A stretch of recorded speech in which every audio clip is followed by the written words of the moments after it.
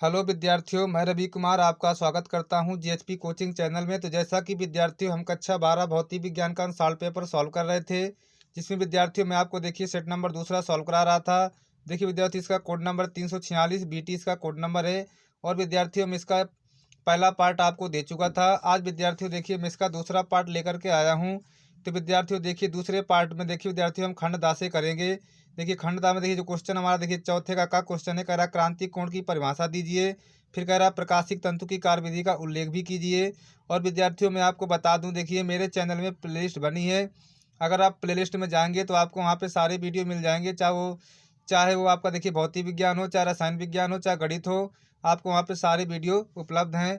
तो विद्यार्थी देखिए चलिए हम इस चौथे का क्वेश्चन को सॉल्व कर लेते हैं। चलिए तो देखिए विद्यार्थियों चौथे का क्वेश्चन देखिए क्रांति कोण की परिभाषा पूछ रहा हमसे। देखिए तो क्रांति कोण की देखिए डिफिनेशन है कि क्रांति कोण सघन माध्यम में बना वह आपतन कोण है। क्रांति कोण सघन माध्यम में बना वह आपतन कोण है जिसके लिए विरल माध्यम में अपवर्तन कोण 90 अंश होता है ना। क्रांति कोण सघन माध्यम में बना वह आपतन कोण है जिसके लिए विरल माध्यम में अपवर्तन कोण 90 अंश होता है। और देखिए विद्यार्थियों क्रांति कोण को सी से भी हम व्यक्त करते हैं। अगर इसी डिफिनेशन को विद्यार्थियों आप चार पाँच बार पढ़ेंगे तो आपको ये अच्छे से तैयार भी हो जाएगी।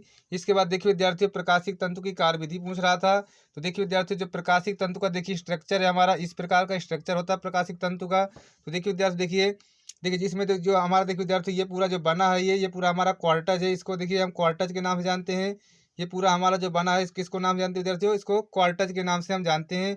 और जो क्वार्टज का अपवर्तनांक होता है विद्यार्थियों 1.7 होता है। और इसके अंदर के भाग को हम क्रोड बोलते हैं। इसके अंदर के भाग को क्या बोलते हैं विद्यार्थियों? क्रोड बोलते हैं। जो अंदर देखिए जो एरिया दिखाई दे रहा है इसको क्रोड बोलते हैं।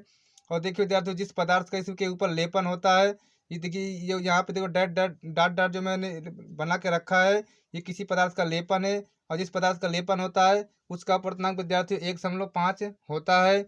और विद्यार्थी देखिए मैं आपको बता दूं विद्यार्थी की जो इसकी जो लंबा जो हमारा क्वार्टर है, इसकी जो मोटाई होती है विद्यार्थियों, इसकी जो मोटाई होती है, एक पतला पाइप होता है, इसकी जो मोटाई होती है लगभग 10⁻⁴ मीटर इसकी मोटाई होती है। और देखिए विद्यार्थियों मैं आपको बता दूं, देखिए जब प्रकाश किरण हमारे इस सिरे से प्रवेश करती है, मतलब वायु माध्यम से जब प्रकाश किरण क्वार्टर में जाती है, तो इसका देखिए ये वायु माध्यम से क्वार्टर में जाएगी, यहाँ पे टकराएगी। फिर टकराने के बाद विद्यार्थियों ये अंदर यहाँ टकराती रहती है। इसका पूर्ण आंतरिक परिवर्तन अंदर अंदर होता रहता है। इसके बाद विद्यार्थी ये हमारी प्रकाश किरण बाहर आकर के निकल आती है। तो यही विद्यार्थी देखिए इसकी कार्यविधि है। देखिए मैं इसकी कार्यविधि यहाँ पे लिख भी दिया हूँ। देखिए विद्यार्थी इसमें लिखा हूँ कि इसमें क्वार्टर जिसका अपवर्तनांक n बराबर 1.7 का अत्यंत लंबा तथा लगभग 10⁻⁴ मीटर मोटाई का पतला पाइप होता है।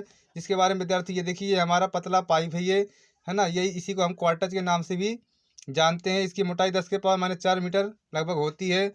और देखिए विद्यार्थी ये पाइप सभी स्थानों पर n बराबर 1.5 अपवर्तनांक वाले पदार्थ से लेपित होता है। तो जैसा कि विद्यार्थी आप देख रहे हैं, देखिए देखिए जो डॉट डॉट डॉट जो किया गया है ये किसी पदार्थ का लेपन है जिसका अपवर्तनांक 1.5 होता है। इसके बाद देखिए विद्यार्थी इसके बाद देखिए पाइप के भीतरी भाग को क्रोड कहते हैं। देखिए जो अंदर का एरिया है पाइप का उसको क्रोड के नाम से जानते हैं, है ना। देखिए ये देखिए विद्यार्थी अंदर का एरिया, ये वाला एरिया, इसको हम किसके नाम जानते हैं? इसको क्रोड के नाम से जानते हैं इस एरिया को। और देखिए विद्यार्थियों आगे देखिए जब प्रकाश की किरण पाइप के सिरे पर आपतित होती है, ये देखिए जो यहाँ पे देखिए ए नाम दिया, देखिए यहाँ से हमारी प्रकाश की किरण जो है इसमें देखिए आपतित होती है ना। देखिए जब प्रकाश किरण पाइप के सिरे पर आपतित होती है तो ये वायु से क्वार्टज में अपवर्तित होती है। ये क्या करती है विद्यार्थी? प्रकाश किरण वायु से क्वार्टज में अपवर्तित हो जाती है तथा पाइप के भीतर ही प्रकाश की किरण बार बार पूर्ण परावर्तित होती हुई पाइप के दूसरे सिरे पर पहुंच जाती है। ये विद्यार्थी जो किरण जो है देखिए जो जो किरण हमारी ये वायु माध्यम से क्वार्टज में जब अपवर्तित होती है तो ये अंदर ही अंदर विद्यार्थियों इसका पूर्ण आंतरिक परावर्तन होता रहता है। और ये अंदर अंदर पूर्ण परावर्तित होती हुई विद्यार्थियों ये दूसरे सिरे देखिए यहाँ से जो बी नाम दिया गया है यहाँ से ये किरण निकल आती है। यही विद्यार्थी इसकी कार्यविधि थी। और विद्यार्थी इसको आप अगर 3-4 बार पढ़ेंगे तो ये आपको देखिए विद्यार्थियों आराम से तैयार भी हो जाएगा। बहुत ही इंपॉर्टेंट है। तो चलिए विद्यार्थियों ये आपका क्वेश्चन पूरा हुआ। अगला क्वेश्चन हम देख लेते हैं। चलिए तो देखिए विद्यार्थियों अगला क्वेश्चन हमारा देखिए अगला क्वेश्चन विद्यार्थियों का देखिए ख नंबर की एक धातु का कार्यफलन 2.5 × 10 के पावर देखिए यहाँ -9 जूल लिखा है, लेकिन विद्यार्थी ये गलत छप गया है। यहाँ पे होना चाहिए देखिए 2.5 × 10 के पावर -19 जूल होना चाहिए। फिर लिखा यदि इस धातु में 6 × 10 के पावर देखिए 14 हर्ट्ज आवृत्ति का प्रकाश किरण पुंज डाला जाए तो संस्तब्ध विभव की गणना कीजिए। तो चलिए विद्यार्थी देखिए हमसे बी नॉट का मान पूछ रहा है, तो चलिए इसके संस्तब्ध विभव की गणना हम कर लेते हैं। चलिए तो देखिए विद्यार्थी हमको दिया क्या, देखिए पढ़ लेते हैं। कह रहा देखिए एक धातु का कारफलन, तो कारफलन विद्यार्थी देखिए डब्लू होता है। देखिए तो डब्लू का मान इसने दिया हमको। देखिए डब्लू का मान हमारे पास 2.5 गुणे 10 के पावर देखिए -9 जूल लिखा, लेकिन विद्यार्थियों गलत छपा, -9 जूल नहीं हो सकता, यहाँ पे माइनस का 19 जूल होगा। कितना होगा विद्यार्थियों, माइनस का 19 जूल यहाँ पे होना चाहिए। फिर इसके बाद लिखा है विद्यार्थी इसमें देखिए यदि इस धातु में कह रहा 6 गुणे 10 के पावर 14 हर्ट्ज आवृत्ति का प्रकाश किरण पुंज डाला जाए। तो देखिए विद्यार्थी आवृत्ति कह रहा देखिए, देखिए विद्यार्थी आवृत्ति को देखिए हम न्यू से व्यक्त करते हैं। अगर ये विद्यार्थी हमारी डेली आवृत्ति होती तो इसको न्यू नॉट कर देते, यहाँ पे 0 लगाते थे, क्योंकि डेली आवृत्ति को न्यू नॉट से व्यक्त करते हैं। तो देखिए विद्यार्थी सिर्फ आवृत्ति कह रहा था, तो इसको न्यू से व्यक्त करेंगे। तो न्यू बराबर दिया विद्यार्थी हमारे पास 6 गुणे 10 के पावर 14 हर्ट्ज दिया है, तो हर्ट्ज लिख देते हैं इस प्रकार। ये हमको देखिए दिया है, हमसे विद्यार्थी पूछ रहा है ये कि संस्तब्ध विभव की गणना कीजिए। तो हमको विद्यार्थी देखिए बी नॉट का मान निकालना है। तो चलिए विद्यार्थियों बी नॉट का मान हम निकाल लेते हैं। तो देखिए विद्यार्थियों देखिए आप देखिए पढ़े होंगे, देखिए जो काइनेटिक एनर्जी गतिज ऊर्जा होती है देखिए ई के बराबर होती है। देखिए ई के बराबर होती है विद्यार्थियों ई वी नॉट होती है ना, ई के बराबर ई वी नॉट होती है। तो यहीं से विद्यार्थी इसका सोल्यूशन निकलेगा। लेकिन विद्यार्थियों हमको देखिए गतिज ऊर्जा पता नहीं है, इसलिए हम गतिज ऊर्जा निकालेंगे। देखिए देखिए जो गतिज ऊर्जा का सूत्र होता है देखिए ई के बराबर होता है हमारे पास ई के बराबर एच न्यू माइनस डब्लू, ये हमारा सूत्र होता है। यहाँ से विद्यार्थी हम ई के का मान निकाल लेंगे गतिज ऊर्जा का। चलिए निकाल लेते हैं विद्यार्थी। देखिए ई के बराबर जब विद्यार्थी गतिज ऊर्जा का मान निकल आएगा तो यहाँ पे रख लेंगे, तो बी नॉट का मान भी हमें प्राप्त हो जाएगा। देखिए विद्यार्थी ई के बराबर देखिए अब एच का मान, एच क्या विद्यार्थी प्लांक नियतांक है। प्लांक नियतांक का मान होता है देखिए 6.6 गुणे 10 के पावर -34 देखिए प्लांक नियतांक का मान होता है।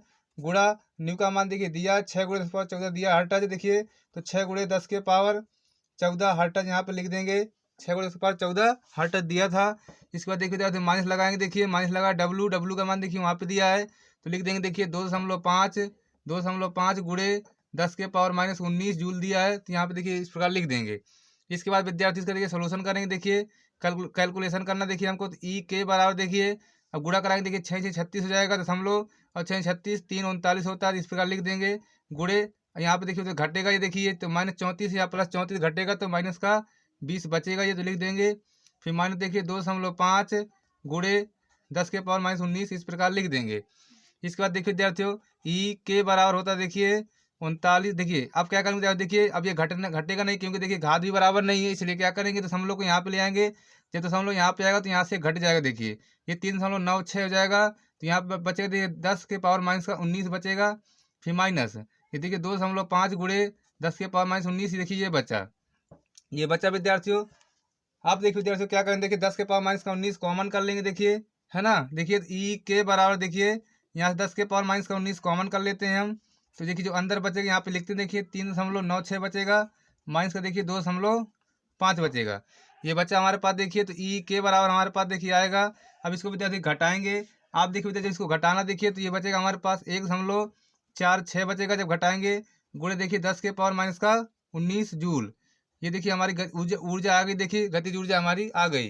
देखिए जब इसको घटाएंगे तो 1.46 गुणे 10 पावर -19 ये बचेगा। इसके बाद देखिए विद्यार्थियों अब हमको देखिए चाहिए देखिए संस्तब्ध विभव चाहिए, तो सूत्र लगाएंगे। देखिए ई के बराबर वही सूत्र लगाएंगे जो बताया था आपको पहले। देखिए ई के बराबर ई वी नॉट, ये सूत्र लगा देंगे। देखिए यहाँ मान रख देंगे देखिए ई के का गतिज ऊर्जा देखिए मान रखते हैं यहाँ पे 1.46 गुणे 10 के पावर देखिए -19 बराबर ई क्या विद्यार्थी इलेक्ट्रॉन का आवेश देखिए होता है 1.6 गुणे 10 के पावर -19 इस प्रकार रख देंगे। वी नॉट इस प्रकार लिख देंगे, 10 के पावर -19 से ये कट जाएगा विद्यार्थियों। इसके बाद देखिए ये बटे में आएगा, तो इसको बटा में रख देते। देखिए ये बटे में आएगा देखिए, तो 1.46 और बटा में आएगा देखिए 1.6 बराबर देखिए वी नॉट। इसके बाद देखिए इसका सोल्यूशन करेंगे, इसका भाग देंगे। देखिए इसको देखिए भाग देंगे तो वी नॉट का मान विद्यार्थी हमको देखिए मिलेगा। वी नॉट बराबर देखिए मिलेगा हमको, जब भाग देंगे आप तो 0.91 वोल्ट मिलेगा। ये विद्यार्थी हमारे प्रश्न का आंसर है। और देखिए विद्यार्थी अनसाल्ड में आंसर दिया तो कभी कभी देखिए आंसर गलत भी दिए रहते हैं, इसलिए आप देखिए अनसाल्ड के आंसर पे इतना विश्वास ना कीजिए। ये विद्यार्थी हमारे प्रश्न का आंसर है, आपके भी समझ में आया होगा। तो चलिए विद्यार्थी अगला क्वेश्चन अब सॉल्व करते हैं हम। तो देखिए विद्यार्थी अगला क्वेश्चन देखिए चौथे का क्वेश्चन देखिए कह रहा देखिए बायोसवर्ट नियम की व्याख्या कीजिए तथा बायसवट समीकरण की सहायता से। देखिए विद्यार्थी यहाँ पे म्यू लिखा है तो म्यू का मात्रक हमसे कह रहा है निकालिए। देखिए यहाँ पे म्यू लिखा है, म्यू दिखाई नहीं दे रहा है ना, यहाँ पे म्यू लिखा है। देखिए कह रहा है, देखिए बायसवट नियम की व्याख्या कीजिए तथा बायसवट समीकरण की सहायता से म्यू का मात्रक निकालिए। तो चलिए विद्यार्थी इस क्वेश्चन को हम सॉल्व कर लेते हैं। चलिए तो देखिए विद्यार्थी, देखिए चौथे अगर क्वेश्चन करना हमें, देखिए तो बायसवट के नियम की व्याख्या करेंगे। तो देखिए विद्यार्थी हमारा, देखिए एक चालक तार है हमारा, ये देखिए ये हमारा क्या है विद्यार्थी, चालक तार है। इसमें धारा आई प्रवाहित हो रही है। देखिए मैं लिखा हूँ कि माना एक चालक तार है जिसके सूक्ष्म खंड की लंबाई विद्यार्थियों डेल्टा एल है। देखिए इसके सूक्ष्म खंड की लंबाई कितनी विद्यार्थियों, डेल्टा एल है, और इसमें धारा आई प्रवाहित हो रही है ना। देखिए माना एक चालक तार है जिसके सूक्ष्म खंड की लंबाई कितनी विद्यार्थियों, ये सूक्ष्म खंड की लंबाई डेल्टा एल है, और चालक तार में धारा आई क्या विद्यार्थी प्रवाहित हो रही है। और देखिए चालक तार का मध्य बिंदु क्या विद्यार्थियों हमारा ओ है। तो देखिए यहाँ पे ओ लिखा नहीं है, देखिए ओ लिख देते हैं। देखिए चालक तार का जो मध्य बिंदु विद्यार्थियों क्या हमारे पास ओ है। देखिए मैंने ओ लिख दिया क्योंकि हमारे ओ जो है चालक तार का मध्य बिंदु है। और देखिए तो जिससे आर दूरी पर एक बिंदु है। देखिए इस जो हमारा ये मध्य बिंदु है, इससे आर दूरी पर एक बिंदु बी है। देखिए यहाँ पे एक बिंदु बी है जहाँ पर हमें चुंबकीय क्षेत्र की तीव्रता, चुंबकीय क्षेत्र की गणना करनी है। यहाँ विद्यार्थी देखिए वो बिंदु से आर दूरी पर एक बिंदु बी है जहाँ पे हमें चुंबकीय क्षेत्र की गणना करनी है। और देखिए विद्यार्थी देखिए जो ये रेखा गई है, इसका झुकाव विद्यार्थी थीटा भी हमने लिया है। इसका झुकाव क्या थीटा है ना, इसका झुकाव क्या विद्यार्थी थीटा है। देखिए यही पे यहाँ पे यही स्टोरी यहाँ पे लिखी गई है कि माना एक चालक तार है, ये हमारा चालक तार है जिसके सूक्ष्म खंड की लंबाई डेल्टा एल है ना, और चालक तार में धारा आई प्रवाहित हो रही है, और चालक तार का मध्य बिंदु ओ है जिससे आर दूरी पर एक बिंदु बी है जहां पर हमें चुंबकीय क्षेत्र की गणना करनी है, और इसका झुकाव क्या विद्यार्थियों थीटा है ना। तो देखिए विद्यार्थियों देखिए जो हमारा चुंबकीय क्षेत्र होता है वो धारा के अनुपाती होता है। ये पहला समीकरण हमने बना लिया। और देखिए जो हमारा चुंबकीय क्षेत्र होता है तो सूक्ष्म खंड लंबाई डेल्टा एल के भी अनुपाती होता है। तो दूसरा समीकरण बना लिया। और देखिए विद्यार्थियों जो हमारा चुंबकीय क्षेत्र होता है वो देखिए जो साइन थीटा, जो झुकाव है हमारा, झुकाव जो साइन थीटा के क्या होता है विद्यार्थियों, चुंबकीय क्षेत्र साइन थीटा के भी अनुपाती होता है। इसको हमने तीसरा समीकरण बना लिया। और देखिए विद्यार्थियों जो हमारा चुंबकीय क्षेत्र होता है वो दूरी के वर्ग के, देखिए जो हमारा चुंबकीय क्षेत्र होता है दूरी के वर्ग के व्युत्क्रमानुपाती होता है। इसको हमने देखिए चौथा समीकरण बना लिया है। इस प्रकार देखिए विद्यार्थियों अब क्या करेंगे हम, देखिए चारों समीकरणों को मिलाने पर, तो चारों समीकरणों को हम मिला देंगे। देखिए डेल्टा बी अनुपाती, देखिए आई डेल्टा एल साइन थीटा, क्रम से मिलाना, देखिए तो क्रम से मिलाएंगे। देखिए आई डेल्टा एल साइन थीटा, आई डेल्टा एल साइन थीटा, ये बटा में आर स्क्वायर है तो बटा में आर स्क्वायर रहेगा ये। इसके बाद देखिए विद्यार्थियों डेल्टा बी बराबर, देखिए अब देखिए जब ये अनुपाती है जो चिन्ह हटेगा ये, तो यहाँ विद्यार्थियों एक कांस्टेंट आएगा, नियतांक आएगा। देखिए कांस्टेंट कौन सा आता है, म्यू 0/4 ये कांस्टेंट यहाँ पे आता है जब हटता है ये, इंटू आई डेल्टा साइन थीटा बटा आर स्क्वायर लिख देंगे। यही विद्यार्थी हमारा देखिए बायसवट का समीकरण है। हमको व्याख्या करनी थी, डेरिवेशन करना था।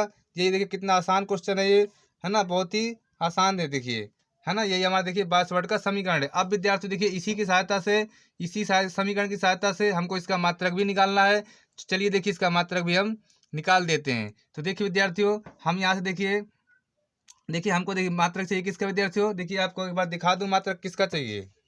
तो देखिए विद्यार्थियों देखिए हमको देखिए जो बायसवट समीकरण की सहायता से देखिए यहाँ पे म्यू लिखा है तो म्यू का मात्रक निकालना है। तो चलिए देखिए विद्यार्थियों हम म्यू का मात्रक ही निकालते हैं बायसवट की सहायता से, क्योंकि यहाँ पे देखिए म्यू दिख नहीं रहा है। तो देखिए म्यू का ही मात्रक हमको निकालना है। चलिए निकाल लेते हैं उसका भी मात्रक हम। तो देखिए विद्यार्थियों हमको म्यू का मात्रक चाहिए। देखिए तो क्या करेंगे, देखिए कैंची गुणा कराएंगे। देखिए तो म्यू 0 देखिए मैं यहीं पे लिखा हूँ। देखिए 4 पाई आर स्क्वायर जो लिखा है, 4 पाई आर स्क्वायर का देखिए 4 पाई आर स्क्वायर का विद्यार्थियों गुणा यहाँ पे होगा डेल्टा बी में। देखिए delta B into 4 pi R square, ये पूरा देखिए वहाँ पे चला जाएगा कैंची गुणा से। और देखिए विद्यार्थी म्यू 0 हमारा यहीं पर रहेगा। ये जो चीज़ है ये इसके नीचे आ जाएगी, ये पूरा ऊपर जाएगा, देखिए चला गया। और ये चीज़ पूरी चीज़ ये वाली आई डेल्टा साइन थीटा इसी के नीचे आ जाएगी, इसको लिख देंगे। इसके बाद देखिए विद्यार्थी म्यू 0 बराबर, देखिए अब देखिए विद्यार्थी हमारा चुंबकीय क्षेत्र बी, तो बी का जो मात्रक होता है न्यूटन प्रति एम्पियर मीटर होता है ना। जो चुंबकीय क्षेत्र बी इसका मात्रक न्यूटन बटा एम्पियर गुणे मीटर होता है। और देखिए विद्यार्थी 4 पाई का मात्रक नहीं होता है, कांस्टेंट है। आर का मात्रक विद्यार्थी दूरी है तो इसका मात्रक मीटर स्क्वायर होता है। इसके बाद देखिए आई का मात्रक एम्पियर होता है, एम्पियर लिख दिया। और डेल्टा एन ये दूरी है, लंबाई है, इसका मात्रक मीटर होता है, मीटर लिख दिया। तो देखिए विद्यार्थी मीटर स्क्वायर हो जाएगा, तो मीटर स्क्वायर से मीटर स्क्वायर कट जाएगा। देखिए यहाँ पे 2 मीटर है, यहाँ 1 मीटर है, ये दोनों कट जाएंगे। बचे क्या हमारे पास, देखिए म्यू 0 बराबर न्यूटन बटा एम्पियर बचेगा, और 1 एम्पियर ये है देखिए तो एम्पियर स्क्वायर बचेगा। इस तरह विद्यार्थी देखिए हमारा म्यू 0 का भी मात्रक आ गया। और म्यू 0 का ही मात्रक निकालना था। तो चलिए विद्यार्थी आपको क्वेश्चन समझ में आया होगा। चलिए विद्यार्थी अगला क्वेश्चन अब सॉल्व कर लेते हैं हम। तो देखिए विद्यार्थी अगला क्वेश्चन हमारा देखिए घन नंबर करेंगे। घन नंबर क्वेश्चन हमसे कह रहा है 1.732 अपवर्तनांक से बने समबाहु त्रिभुज के लिए अल्पतम विचलन कोण का मान ज्ञात कीजिए। इस विचलन के लिए आपतन कोण क्या होगा?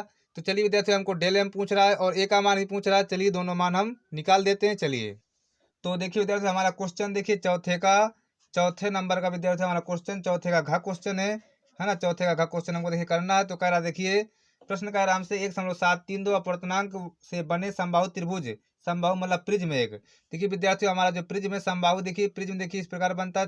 तीन ओर से घिरी हुई आकृति, देखिए तीन ओर से घिरी हुई बंद आकृति को हम प्रिज्म बोलते हैं। तो इस प्रकार देखिए हमारा ये प्रिज्म बनेगा। देखिए यहाँ पे ए लिख देंगे, ये बी लिख देंगे, ये सी लिख देंगे।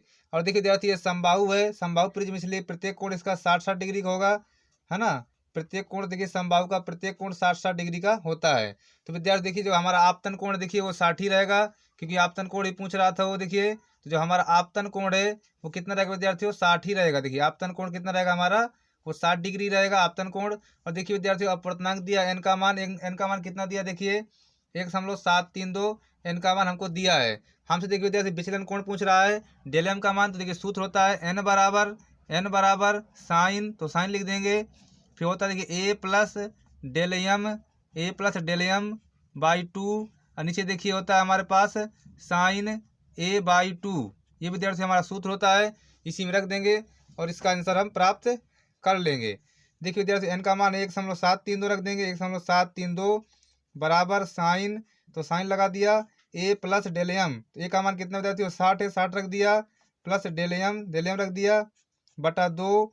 फिर नीचे देखिए इसी प्रकार साइन, तो साइन लिख दिया ए बाई 2, तो 60/2 रख देंगे। इस प्रकार रख देंगे। इसके बाद देखिए विद्यार्थी, इससे कट जाएगा तो यहाँ 30 बचेगा। देखिए तो 1.732 बराबर देखिए साइन लिख दिया 60 प्लस डेल एम बटा 2, तो बटा 2 लिख दिया। फिर नीचे देखिए साइन 30 बचेगा, यहाँ पे साइन 30 लिख देंगे। इस प्रकार लिख देंगे। इसके बाद देखिए विद्यार्थियों, 1.732 जो कहते हैं रहेगा हमारा बराबर, देखिए साइन, तो साइन लिख दिया। इसके बाद देखिए 60 प्लस डेल एम बटा 2, और देखिए साइन 30 का मान होता है हमारा 1/2, तो 1/2 इस प्रकार लिख देंगे ना।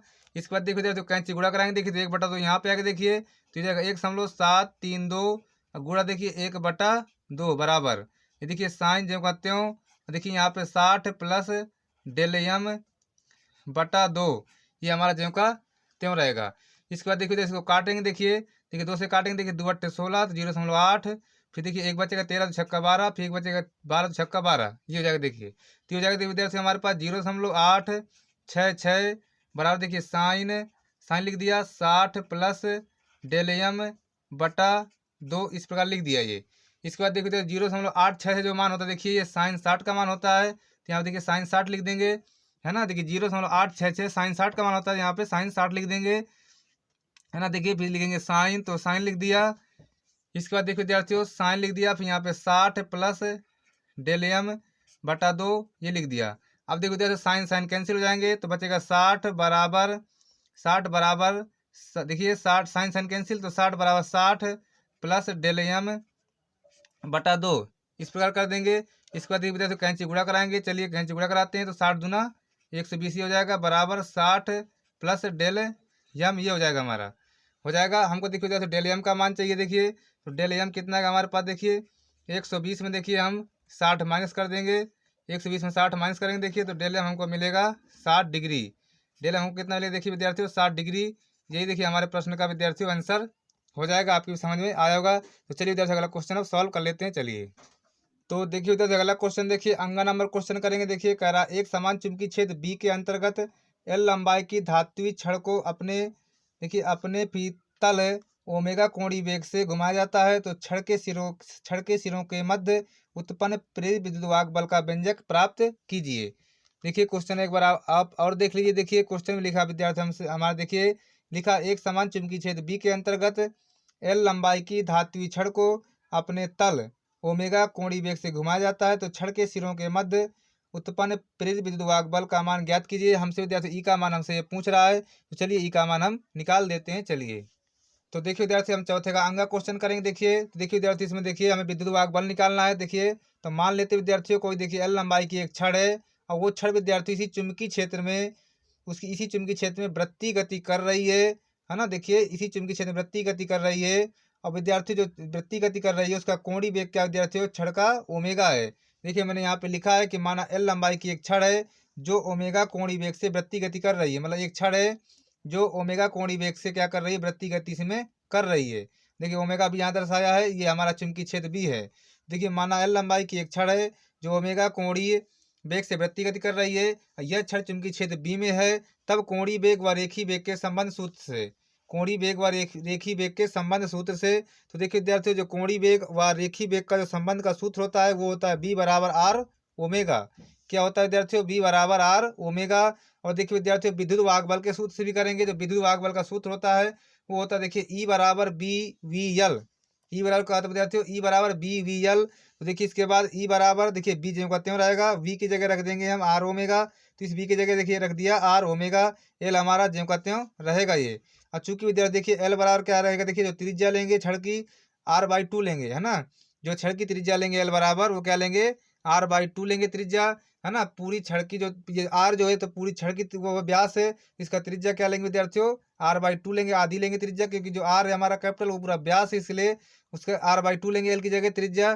देखिए विद्यार्थियों देखिए एल क्या पूरी छड़ की लंबाई है, उसी को विद्यार्थी मैंने आर माना है ना। एल क्या हमारी पूरी छड़ की लंबाई है, उसी को मैंने आर माना है, पूरे छड़ को, पूरी छड़ की लंबाई को आर माना मतलब व्यास माना है। उसी की त्रिज्या कितनी हो जाएगी, आर बाई टू त्रिज्या हो जाएगी उसकी, है ना। इसके बाद देखिए विद्यार्थी यहाँ पे रख देंगे, देखिए ई बराबर देखिए बी इंटू देखिए आर ओमेगा, देखिए जो कहते हैं लिखा इंटू एल की जगह क्या रखेंगे, आर बाई टू रखेंगे, आर बाई टू रख दिया। तो देखिए ई बराबर देखिए 1/2 आगे लिख दिया, तो देखिए ओमेगा जो कहते हैं बी आर स्क्वायर ये हमारा हो जाएगा। ये विद्यार्थी हमारा देखिए विद्युत वाहक बल का सूत्र निकलेगा। ये डेरिवेशन था विद्यार्थियों, तो आपके भी समझ में आया होगा, बहुत ही सिंपल था। तो विद्यार्थियों आज वीडियो यहीं तक रखता हूँ।